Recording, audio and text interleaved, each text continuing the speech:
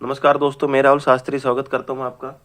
बहुत ही सरल तरीके से कम शब्दों में आज हम चर्चा करेंगे एक और योग के बारे में, या हम कह सकते हैं ये दोष भी माना जाता है जिसे जड़त्व दोष बोलते हैं।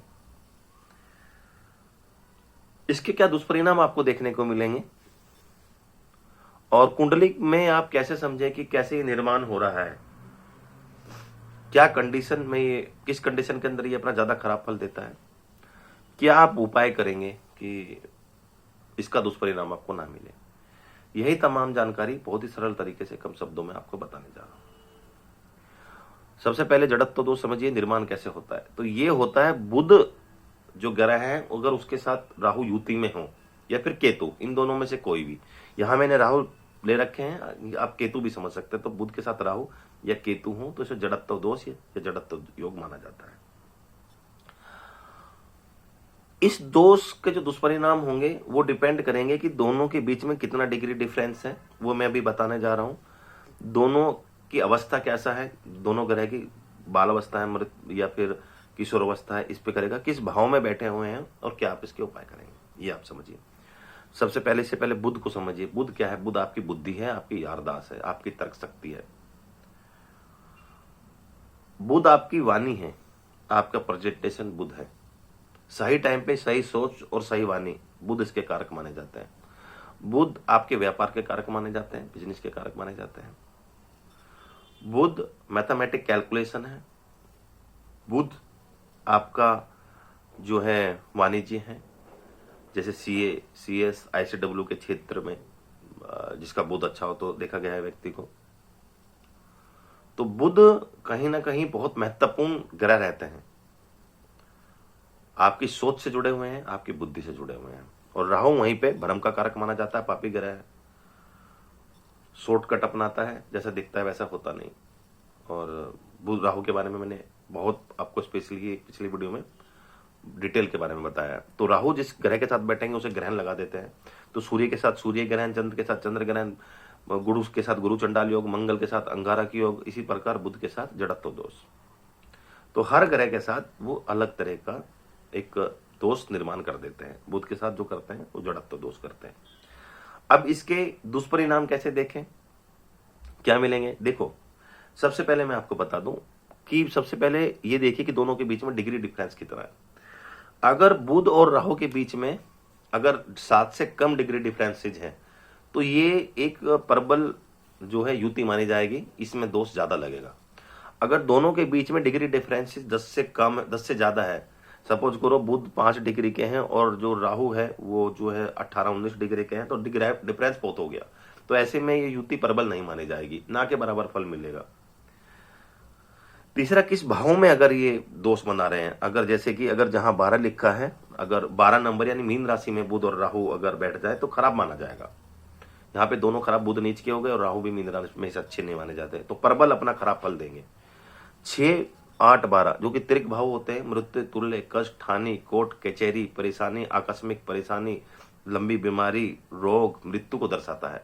तो 6, 8, 12 जो है कष्टदायक भाव होते हैं और इनको त्रिक भाव बोला जाता है। इनमें अगर बुध राहु की युति बन रही है तो यहाँ पे सबसे ज्यादा आपको अशुभ फल देखने को मिलेगा इस युति का। तो अलग अलग ग्रहों भाव में भी अलग अलग चीजें देखने को मिली है। कॉमनली जो रिजल्ट होगा, जो इफेक्ट देखने को मिलेंगे वो इस तरह के होंगे कि बुद्धि से काम नहीं लेना, अपनी वाणी से काम बिगाड़ देना, व्यापार नौकरी में घाटा, आकस्मिक परेशानी, व्यक्ति के शत्रु बहुत हो जाते हैं, झूठ बोलने लगता है व्यक्ति, अपनी वाणी से काम बिगाड़ देता है, बुद्धि का सही डायरेक्शन नहीं, सही जगह बुद्धि का नहीं लगता, सही डायरेक्शन में व्यक्ति को ना जाना, और निरंतर जिंदगी के अंदर संघर्ष और परेशानी का सामना करते रहना, अपनी बुद्धि का, अपने विवेक का कभी भी इस्तेमाल नहीं करना, अपनी वाणी से काम बिगाड़ देना। तो लाइफ में हमेशा एक टेंशन बनी रहती है, परेशानी बनी रहती है, क्योंकि राहु जो है एक्साइटमेंट का विकारक होता है, बुध के साथ और बुद्धि को खराब कर देता है। पर जैसा मैंने बोला, दोनों के बीच में डिग्री डिफरेंसेस कितना है, दोनों किशोर अवस्था में अगर हैं, क्योंकि किशोर अवस्था का मतलब ये होता है पूर्ण किशोर अवस्था। जब 12 से 18 के बीच में कोई ग्रह होता है तो वो अपना 100% रिजल्ट देता है। तो दोनों अगर पूर्ण किशोर अवस्था में है, तो पूर्ण किशोर का मतलब ये है कि अगर कोई ग्रह उसका बल बली है, वो पूर्ण किशोर अवस्था में है, तो खराब हो या अच्छा हो, अच्छा होगा तो भी बहुत अच्छे रिजल्ट देगा और खराब होगा तो भी प्रबल खराब रिजल्ट देगा, क्योंकि वो बली है। तो दोनों के बीच में डिग्री ऑफ डिफरेंसेस और बल देखना पड़ता है दोनों के अंदर कितना है, इससे और पता चल जाता है किस भाव में। जैसे बुध और राहु अगर लगन में बैठा तो बुद्धि खराब कर देता है, मानसिक रूप से परेशान कर देता है, अपनी बुद्धि से अपने काम बिगाड़ने वाला और जिंदगी के अंदर कभी भी सही रास्ते पे न चलने वाला, बुराइयों का पात्र बनता है। दूसरे भाव में अपनी बुद्धि से कुटुंब के साथ मतभेद कर देता है और पैसे की दिक्कत पैदा करता है व्यक्ति। चौथे भाव में पैतृक संपत्ति को लेकर परेशानी करता है। दसम भाव में यह हम कह सकते हैं कि दसम भाव में व्यापार नौकरी में हमेशा दिक्कत बनी रहती है, कभी जिंदगी में सफल ही नहीं हो पाता। संतान को लेकर पैदा कर देगा। पांचवें भाव में संतान को लेकर दुखी, संतान को लेकर परेशानी या संतान कष्टदायक। तो हर भाव में अलग अलग तरह की रिजल्ट जो है ये युति देगी। अलग अलग भाव में अलग अलग तरह से बुध और राहु के जो दुष्परिणाम होंगे वो देखे जाते हैं। अब क्या उपाय करें आप? सबसे पहले यह है किस तरह के आप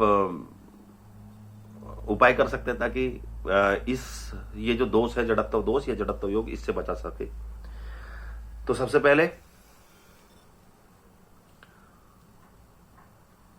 बुध के लिए बुध के बीज मंत्र करें, ओम बूम बुधाय नमः। अगर बुध खराब है, त्रिक भाव में बैठा हुआ है, उसका रतन कभी मत पहने, कभी भी पन्ना धारण मत करें। बुध का बीज मंत्र करें, ओम बूम बुधाय नमः। बुधवार के दिन गाय को हरा चारा कर खिलाएं या फिर हरी सब्जियों का दान विद्वान व्यक्ति को कर सकते हैं, पंडित को कर सकते हैं। तुलसी में पानी दें हर बुधवार के दिन। हरे कपड़ों का दान कर सकते हैं।